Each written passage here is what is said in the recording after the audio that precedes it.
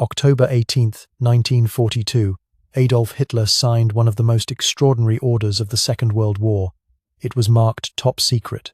Only 12 copies existed. The order was so extreme that German high command lawyers debated it for days before Hitler finally issued it. The Commando Order. From this moment forward, any British commando captured anywhere in Europe or Africa was to be executed immediately. No trial, no prisoner of war camp, no Geneva Convention protections, just execution. Even if they wore proper uniforms, even if they tried to surrender, even if they were wounded and helpless. German commanders who failed to carry out these executions would face court-martial under German military law. This was not a battlefield directive. This was murder codified into military policy. After the war, the Nuremberg Tribunal would declare it an unambiguous war crime. German officers who obeyed it were tried, convicted, and executed for carrying out Hitler's orders. But here is what matters. Hitler did not issue execution orders for American troops. He did not issue them for Soviet forces. He issued them specifically for British commandos. Why? Because in 2 short years, this small force of British volunteers had accomplished something extraordinary. They had made the most powerful military machine in Europe genuinely afraid. Let me show you how Britain created the unit that terrified the Third Reich. June 1940, France had fallen. The British Army had evacuated from Dunkirk, leaving behind nearly all its equipment. Britain stood alone against Nazi Germany. The Wehrmacht occupied the entire European coastline from Norway to Spain. Hitler was preparing Operation Sea Lion, the invasion of Britain. Winston Churchill needed a way to strike back, not with massive armies Britain no longer had, but with small, lethal forces that could raid German positions, destroy key installations, and prove to the British people that the fight was not over. Churchill called for the creation of troops who could develop a reign of terror down enemy coasts. He wanted men of the hunter class, soldiers who could carry out what he called butcher and bolt operations. Strike hard, vanish before the enemy could respond. Lieutenant Colonel Dudley Clark proposed a solution. He had studied the Boer Commandos who had given the British Army so much trouble in South Africa 40 years earlier. Small mobile units, operating behind enemy lines, attacking where least expected, then melting away into the countryside. Clark suggested Britain create its own commandos, volunteers from existing regiments, men who wanted to fight, not garrison duty. The name itself was deliberate, Commando. It carried implications of unconventional warfare, of soldiers who did not fight by traditional rules. The first commando units formed in June 1940. Each commando numbered roughly 500 men, divided into troops of 75. Every single man was a volunteer. You could not be assigned to the commandos, you had to request it, and the volunteers came. From infantry regiments across Britain, from Scottish Highland units, from Guards battalions, even from desk jobs in London. They came because they wanted to hit back at Germany. They came because garrison duty felt like surrender. But volunteering was only the beginning. The real question was whether you could survive commando training. December 1941, Achnacarry Castle in the Scottish Highlands. This remote estate became the Commando Basic Training Centre. The location was chosen specifically for its brutal conditions. Freezing temperatures, mountainous terrain, miles from civilization. Volunteers arrived at Speonbridge railway station. Their first test began immediately. A 7-mile speed march to Achnacarry Castle. Full kit, no breaks. Anyone who could not keep up was returned to unit before training even started. Those who made it found conditions deliberately harsh. They lived in unheated Nissen huts with corrugated iron walls. They cooked their own meals. They maintained their own weapons and equipment. There were no orderlies. No special privileges for officers. Everyone trained together. The training program lasted 6 weeks. It was designed to be the most physically and mentally demanding military training in the world. Physical fitness until men could march 30 miles with full equipment without stopping. Survival training in the harshest weather Scotland could provide. Navigation by map and compass across featureless mountains in the dark. Close quarters combat. Silent killing. How to take down a sentry without making a sound. Weapons training on British, German, and captured enemy firearms. Demolitions. How to blow up bridges, railway lines, and fuel depots with minimal explosives. Amphibious assault. landing from small boats in rough seas, cliff climbing, scaling vertical rock faces with rope and bare hands, vehicle operation, driving trucks, motorcycles, anything they might need to steal behind enemy lines. And here is what made Aknakari different from every other military training establishment. They used live ammunition. From day one, machine guns fired over the obstacle courses, mortars landed near the assault training, instructors threw live grenades during combat exercises, men died in training. The Commando Basic Training Center kept a small cemetery. The graves were visible from the training grounds. Every trainee passed them daily. The message was clear.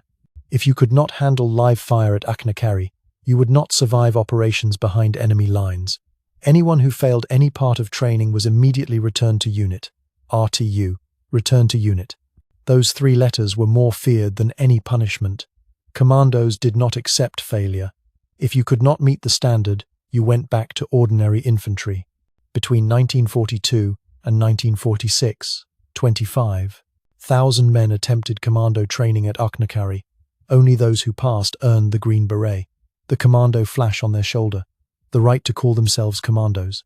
By 1942, British commandos were ready, small, elite, trained to standards no regular infantry could match.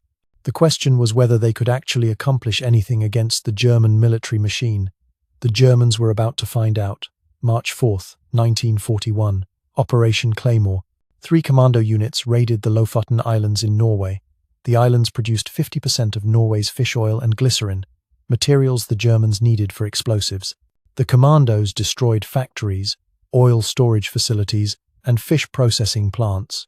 They sank 11 German ships, totaling 18,000 tons.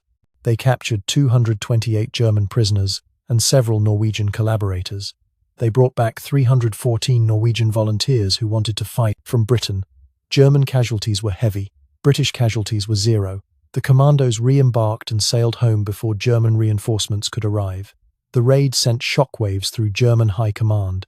How had British forces landed on occupied Norwegian territory, destroyed millions of pounds worth of German infrastructure, and vanished without a scratch? Hitler immediately ordered coastal defences strengthened throughout Norway, but the commandos were just getting started. December 27, 1941, Operation Archery. British commandos hit Vagsø Island in Norway. This time the Germans were ready.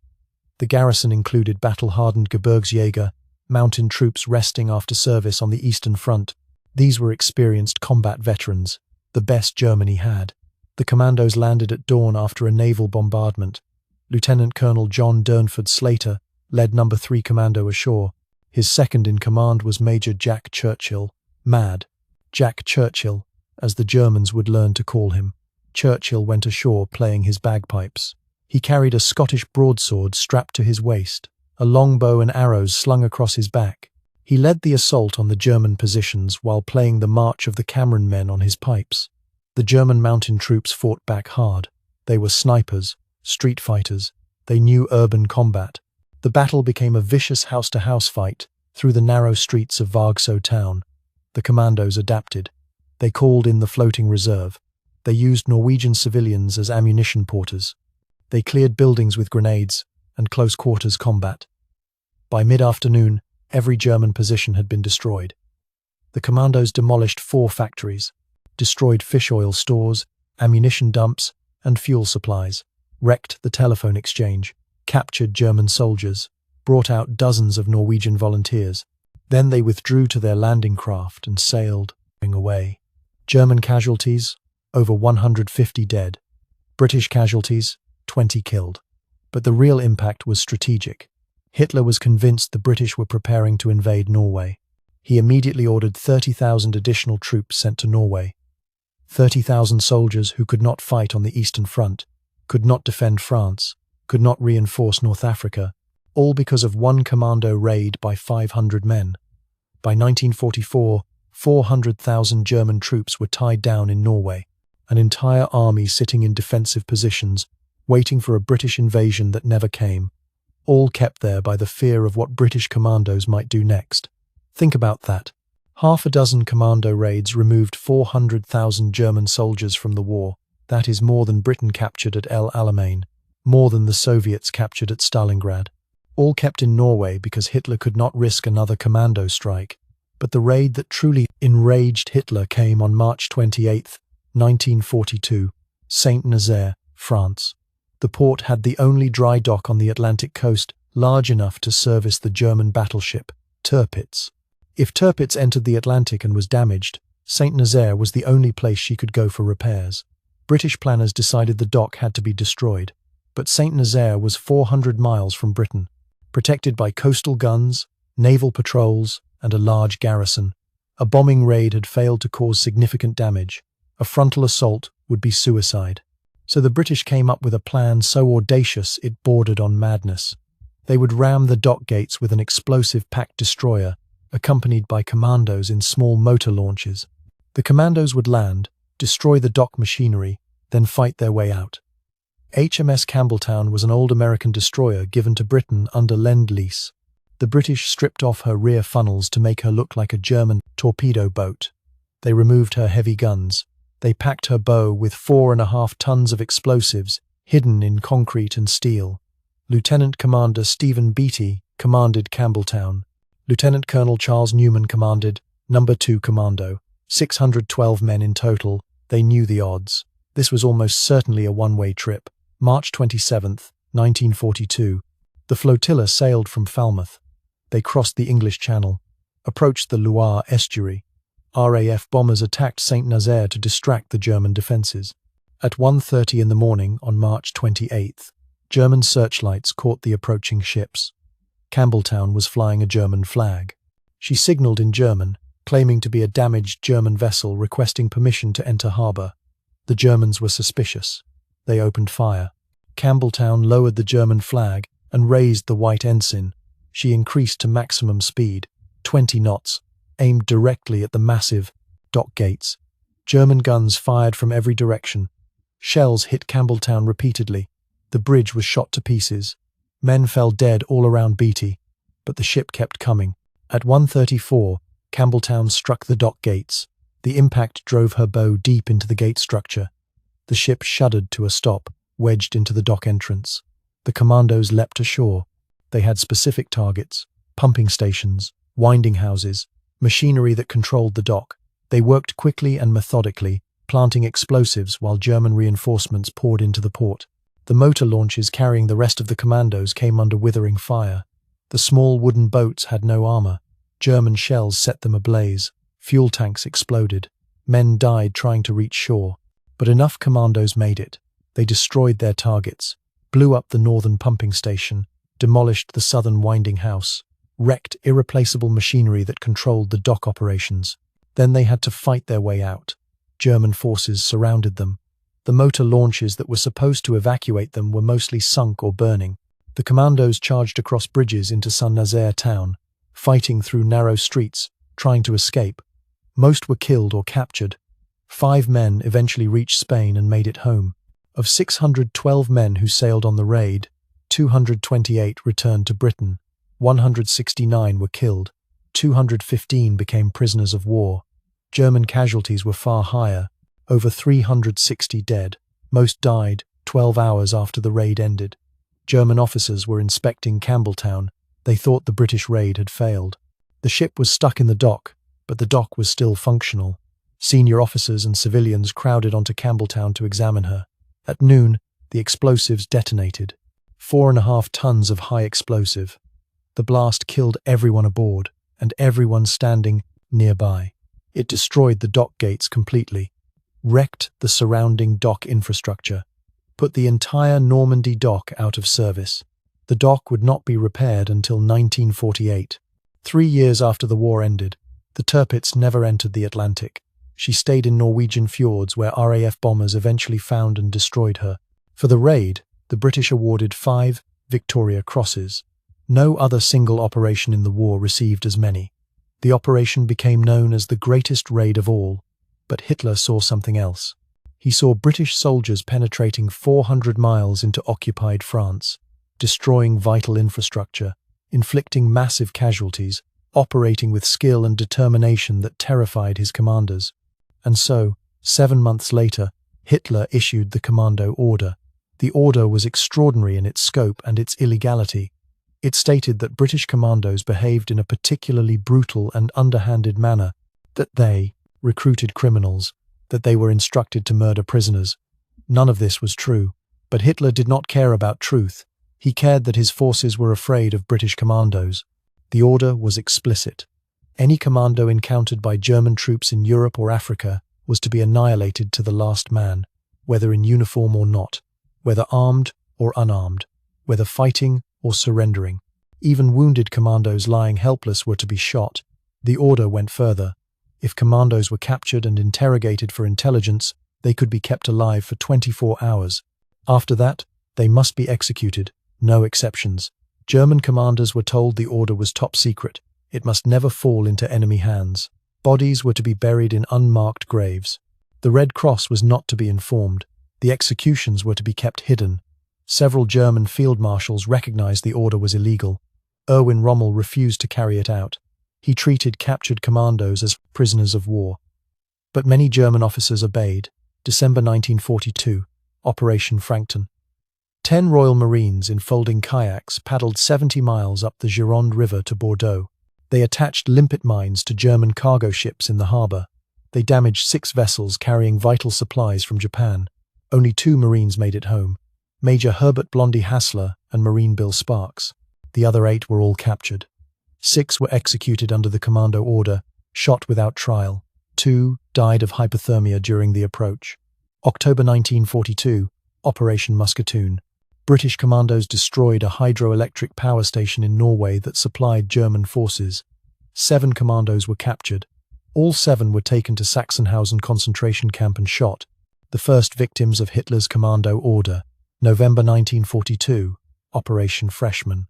British glider-borne troops attempted to destroy German heavy water production in Norway. The operation failed. 17 survivors were captured. All 17 were executed. March 1944, 15 American Office of Strategic Services operatives were captured in Italy. They wore proper uniforms. They were prisoners of war under the Geneva Convention. German General Anton Dossler ordered them shot under the Commando order. After the war, Dossler was tried, convicted, and executed by firing squad for this war crime. The Commando order was used as evidence at Nuremberg. Alfred Jodl, who distributed the order, was convicted of war crimes and hanged. Field Marshal Wilhelm Keitel, who signed it, was convicted and hanged. Lower-ranking officers who carried out executions were tracked down, tried, and executed. But here is what Hitler's order tells us. The most powerful military in Europe was so afraid of British commandos that its supreme commander ordered them murdered on sight, not because they were violating the laws of war, but because they were too effective at fighting it. Think about that. German troops fought Soviet forces on the Eastern Front. They killed millions. But Hitler never ordered captured Soviet troops automatically executed. He never ordered American troops shot on sight, only British commandos. Why? Because commandos represented something German military doctrine could not handle: small units, operating independently, striking without warning, vanishing before reinforcements arrived. German forces were trained for large-scale conventional warfare, divisions and corps maneuvering on battlefields, proper front lines, defined objectives. British commandos ignored all of that. They appeared from the sea, destroyed their targets, disappeared before German forces could react. German commanders could not predict where commandos would strike next. Every coastal installation was vulnerable. Every harbour, every airfield, every railway bridge. The entire Atlantic coast became a potential target. So Germany had to defend everywhere. That meant spreading forces thin, keeping troops in Norway when they were needed in Russia, garrisoning France when they were needed in North Africa, building coastal defences that consumed millions of man-hours and tons of concrete, all because of a few thousand British volunteers who had passed through Achnacarry Castle. The commandos also did something else that terrified German commanders. They showed ordinary German soldiers that the Wehrmacht was not invincible, that British forces could strike at will, that no German position was truly safe. A commando raid was not like an artillery barrage or an air raid. Those were impersonal, distant. A commando raid was up close, personal. British soldiers appearing in the night, fighting hand to hand, destroying facilities German troops were supposed to protect. then vanishing. German troops on occupation duty knew that any night might bring commandos. They knew that if commandos came, they would kill anyone who got in their way, destroy their target, and be gone before help arrived. That psychological impact was as important as the physical destruction, and German troops learned something else about British commandos. They were not the criminals and murderers Hitler's propaganda claimed. They were professional soldiers fighting by the rules of war, even when Germany did not. There are accounts of captured commandos who, even knowing they would be executed, treated their German captors with courtesy, of wounded commandos who shared their medical supplies with wounded Germans, of commando prisoners who refused to give up intelligence even under torture. German soldiers who fought commandos developed a grudging respect for them, even as they feared them. These were not terrorists.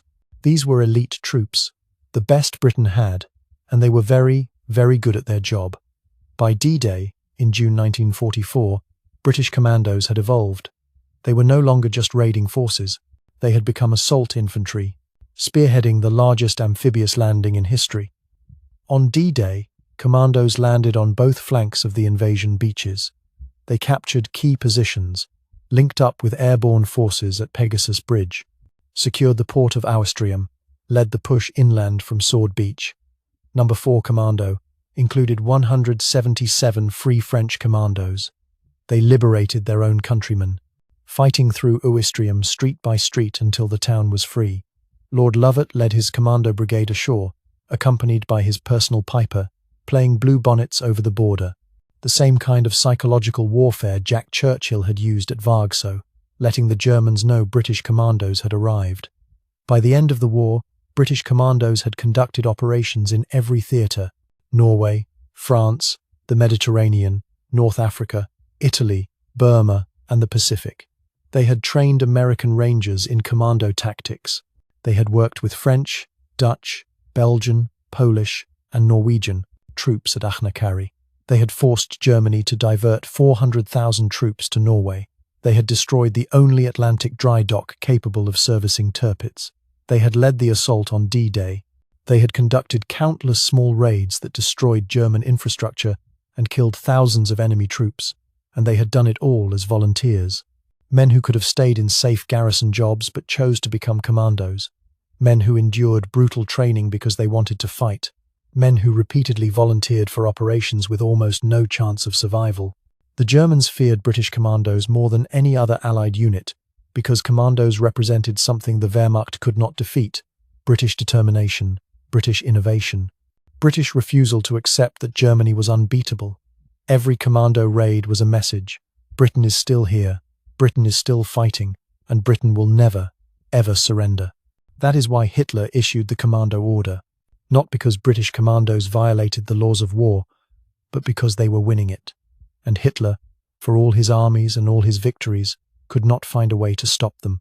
In the end, Hitler's Commando Order achieved nothing except to prove British moral superiority. Germany murdered prisoners. Britain treated German prisoners by Geneva Convention rules, even after discovering the Commando Order.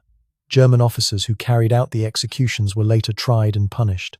British officers who showed mercy were decorated and honoured. History recorded who fought with honour and who did not. British commandos did more than win tactical victories. They proved that small units of determined, well-trained men could defeat superior numbers. They showed that courage and skill mattered more than size. They demonstrated that Britain, even standing alone in 1940, could still hurt Germany badly enough to make them afraid. The Germans feared fighting British commandos more than any other Allied unit because commandos embodied everything Germany could not match. British innovation creating new tactics, British determination never accepting defeat, British fairness fighting with honour even when the enemy did not. From Churchill's call for troops of the Hunter class in June 1940 to D-Day in June 1944 to final victory in May 1945, British commandos wrote a chapter of military history that still influences special forces training worldwide. 25,000 men passed through Achnacarry. Thousands fought in operations. Hundreds died. All volunteers, all commandos. And Germany, despite all its power, never found a way to stop them. Hitler's only answer was an illegal execution order that proved Britain was right. That, in war, Character matters. That moral superiority gives strength no amount of brutality can overcome. The Commandos fought by the rules even when Germany did not. They showed mercy when they could. They fought with determination when they must. And they proved that Britain, in her darkest hour, could produce warriors the most powerful military in Europe genuinely feared. That is why the Germans feared British Commandos more than any other Allied unit, because they recognized, too late, that British character was the one weapon Germany could never defeat.